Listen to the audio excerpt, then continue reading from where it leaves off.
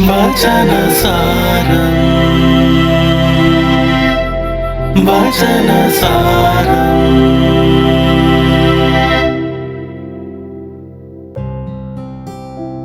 യേശുമിശിഹായെ സ്തുതിയായിരിക്കട്ടെ. വചനസാരത്തിന്റെ ഒരു പുതിയ ഭാഗത്തിലേക്ക് ഏവർക്കും സ്വാഗതം. 2024 സെപ്റ്റംബർ 12 വ്യാഴാഴ്ച. ഇന്നത്തെ സുവിശേഷ ഭാഗം വിശുദ്ധ ലൂക്കായുടെ സുവിശേഷം 6 അധ്യായം 27 മുതൽ 38 വരെയുള്ള തിരുവചനങ്ങൾ.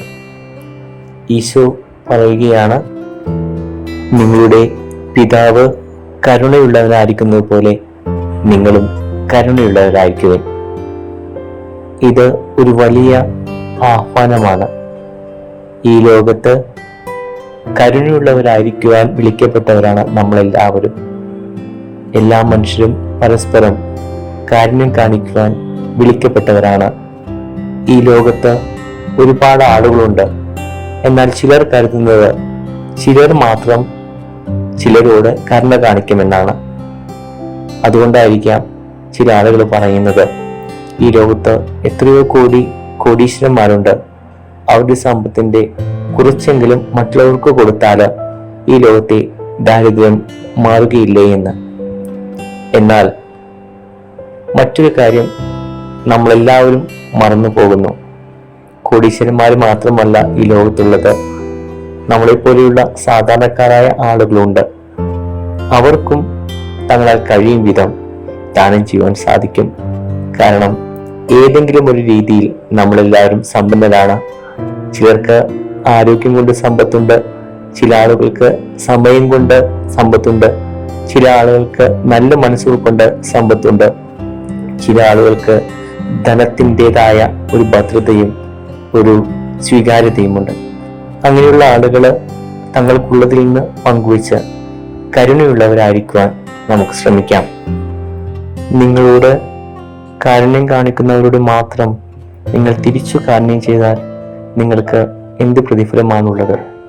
നിങ്ങളെ സ്നേഹിക്കുന്നവർ മാത്രം തിരിച്ചു സ്നേഹിച്ചാൽ നിങ്ങൾക്ക് എന്ത് പ്രതിഫലമാണുള്ളത് എന്ന് ഇന്നത്തെ സുവിശേഷത്തിൽ ഈശോ ചോദിക്കുന്നുണ്ട്. ഇത് വലിയൊരു സത്യമാണ്. കാരണം നമുക്ക് പലപ്പോഴും നമ്മുടെ ജീവിതത്തിൽ ഉപകാരമുള്ള ആളുകളോട് മാത്രം ഒരു പ്രത്യേക സ്നേഹവും അടുപ്പവും തോന്നാറുണ്ട്. എന്നാൽ എല്ലാവരെയും ഒരുപോലെ സ്നേഹിക്കുവാൻ സാധിക്കുന്നതാണ് ദൈവത്തിന്റെ പുത്രന്മാർക്കുള്ള പുത്രിമാർക്കുള്ള ഏറ്റവും വലിയ അനുഗ്രഹം. നമ്മുടെ ഈ കൊച്ചു കേരളത്തിൽ ഇറങ്ങുന്ന മാധ്യമങ്ങളിൽ ഒരു 80% വളരെ ദുഃഖകരമായ വാർത്തകളാണ് നമ്മൾ കേൾക്കുന്നത്.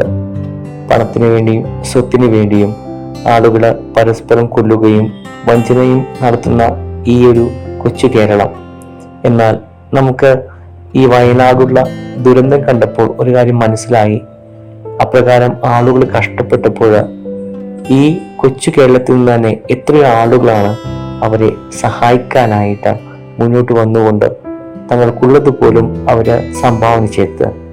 ലോകത്തെക്കുറിച്ച് വളരെ മോശമായിട്ടുള്ള കാഴ്ചപ്പാടുമായിട്ട് ജീവിക്കുന്ന ഒരുപാട് ആളുകൾ നമ്മുടെ സമൂഹത്തിലുണ്ട്. അവര് മറ്റുള്ളവരെ സഹായിക്കാതിരിക്കാൻ പറയുന്ന ഒരു കാര്യം ഇതാണ്: ചെയ്തിട്ട് എന്തിനാണ്, ആർക്കും ഒരു നന്ദിയും ആർക്കും ഒരു സ്നേഹവും ഇല്ല എന്ന്. അപ്രകാരമുള്ള ആളുകളോട് ഇന്നത്തെ സുവിശേഷം പറയുകയാണ്, നിങ്ങൾ ദൈവമക്കളെന്ന് വിളിക്കപ്പെടുന്നത് നിങ്ങളോട് നന്ദി കാണിക്കാത്ത ആളുകളെ പോലും സഹായിക്കുമ്പോഴാണ്. കാരണം ഇന്ന് നിങ്ങളിൽ നിന്ന് സഹായം മേടിക്കുന്ന ആളുകൾ ഒരു പക്ഷേ കുറെ നാൾ കഴിയുമ്പോൾ നിങ്ങളെ സഹായിക്കുന്നവരായി തീരാം. അതുകൊണ്ട് സ്വർഗസ്ഥനായ പിതാവിന്റെ മക്കളായിരിക്കും നമുക്ക് നമ്മളിൽ കഴിയും വിധം എല്ലാവർക്കും നന്മ ചെയ്യാം. ആളുകളെ വിധിക്കുമ്പോൾ എപ്പോഴെല്ലാം നമ്മൾ ആളുകളെ മുൻവിധിയോടെ സമീപിക്കുന്നുവോ അപ്പോഴെല്ലാം അവരെ സഹായിക്കുന്നതിൽ നിന്നും അവരെ മനസ്സിലാക്കുന്നതിൽ നിന്നും അവരെ സ്നേഹിക്കുന്നതിൽ നിന്നും നമ്മൾ അകലെയായി പോകും. ഈ സുവിശേഷം പറയുകയാണ്, സ്വർഗസ്നായ പിതാവിനെ പോലെ കരുണയുള്ളവരായിരിക്കുക, എല്ലാവരെയും നല്ല കണ്ണുകളുടെ കണ്ടുകൊണ്ട് കഴിയും വിധം സഹായം ചെയ്യുവാൻ ശ്രമിക്കുക. അപ്പോൾ നമ്മുടെ സ്വർഗത്തിലുള്ള പ്രതിഫലം വലുതായിരിക്കും. ആമേൻ. വചനസാരം